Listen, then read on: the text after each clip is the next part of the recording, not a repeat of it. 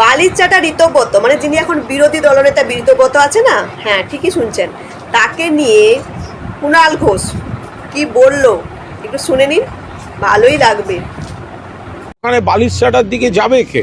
একটা প্রেস্টিজের ব্যাপার, একটা প্রেস্টিজের ব্যাপার। তো বালিশ চাটা মাল ধর্ষণের আসামি, বালুরঘাট থানা। তো শুভেন্দুবাবু এত ফাইল খুলছে, তো প্রথম তো বালিশ চাটার ফাইলটা খুলুন না। তো ফলে ওই বালিশ চাটার দিকে কারোর মান সম্মান থাকলে কেউ ওদিকে যায়? একটা বালিশ চাটা মাল